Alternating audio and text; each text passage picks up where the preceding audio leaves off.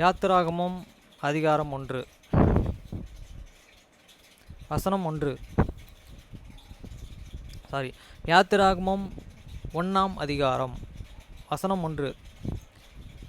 எகிப்துக்கு போன இஸ்ரவேலருடைய குமாரரின் நாமங்களாவன ரூபன், சிமியோன், லேவி, யூதா, இசக்கார், செபுலோன், பெஞ்சமின், தான், நப்தலி, காத், ஆசார் என்பவர்கள். இவர்கள் யாக்கோபையுடனே தங்கள் குடும்பத்தார்களோடு கூடனே போனார்கள். வசனம் 5. யோசேப்போ அதற்கு முன்னமே எகிப்திலே போயிருந்தான்.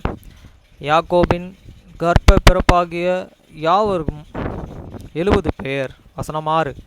யோசேப்பு அவனுடனேய சகோதரர்கள் யாவரும் அந்த தலைமுறையார்கள் எல்லோரும் மரணமடைந்தார்கள். வசனம் 7. இஸ்ரவேல் புத்திரர்கள் மிகுதியும் பழுகி ஏராளமாய் பெருகி பலத்து இருந்தார்கள். தேசம் அவர்களாலே நிறைந்திருந்தது. வசனம் 8. யோசேப்பை அறியாத புதிய ராஜன் ஒருவன் எகிப்திலே தோன்றினான். வசனம் 9. அவன் தன் ஜனங்களை நோக்கி, இதோ இஸ்ரவேல் புத்திரர்களாகிய ஜனங்கள் நம்மிலும் ஏராளமானவர்களும் பலத்தவர்களுமாகிய இருக்கிறார்கள். வசனம் 10. அவர்கள் பெருகாதபடிக்கும் ஒரு யுத்தம் உண்டானதனால் அவர்களும் நம்முடைய பகைஞர்களுடனே கூடிய நமக்கு விரோதமாக யுத்தம் பண்ணி தேசத்தை விட்டு புறப்பட்டு போகாதபடிக்கும் நாம் அவர்களை குறித்து ஒரு உபயோகம் பண்ண வேண்டும் என்றான்.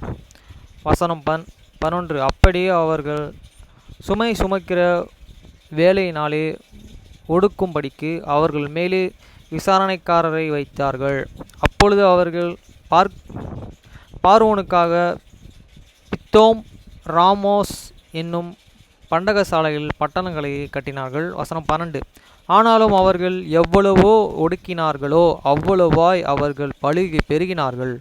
ஆகையால் அவர்கள் இஸ்ரவேலாலே புத்திரர்களை குறித்து எரிச்சல் அடைந்தார்கள். வசனம் 13. எகிப்தியர்கள் இஸ்ரவேலை புத்திரரை கொடுமையாய் வேலை வாங்கினார்கள். வசனம் 14. சந்தும் செங்கலுமாகிய இவைகளையே செய்யும் வேலையினாலே வயலில் செய்யும் சகலவித வேலையினாலும் அவர்கள் ஜீவனையும்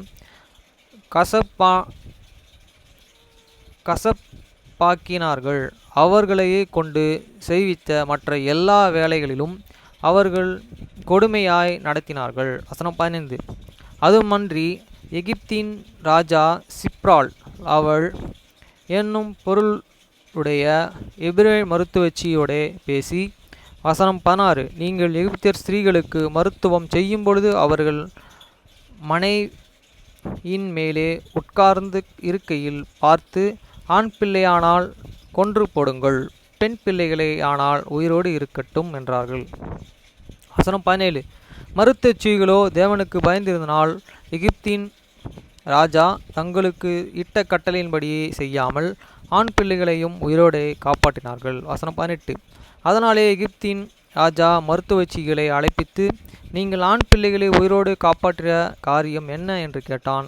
வசனம் 19. அதற்கு மருத்துவச்சிகள்,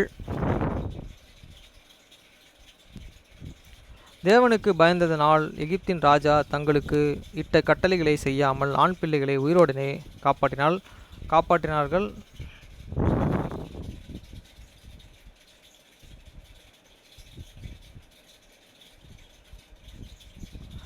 வசனம் 18. அதனால் எகிப்திய ராஜா மருத்துவச்சிகளை அழைப்பித்து, நீங்கள் ஆண் பிள்ளைகள் உயிரோடே காப்பாற்றிய காரியம் என்ன என்று கேட்டார்கள். அதற்கு மருத்துவச்சிகள், பார்வோனை நோக்கி, எபிரேய ஸ்திரீகள் எகிப்தின் ஸ்திரீகளைப் போல அல்ல, அவர்கள் நல்ல பலம் உள்ளவர்கள். மருத்துவச்சி அவர்களிடத்துக்கு போகும் முன்னமே அவர்கள் பிரசவத்திற்கு ஏற்றார்கள். இது நிமித்தம் தேவன் மருத்துவச்சிகளுக்கு நன்மை செய்தார். ஜனங்கள் பெருகி மிகுதியாய் பலத்து போனார்கள். வசனம் 21. மருத்துவச்சிகள் தேவனுக்கு பயந்ததனால் அவர்களுடைய குடும்பங்கள் தலைக்கும்படி செய்தார். வசனம் 22. அப்பொழுது பார்வோன்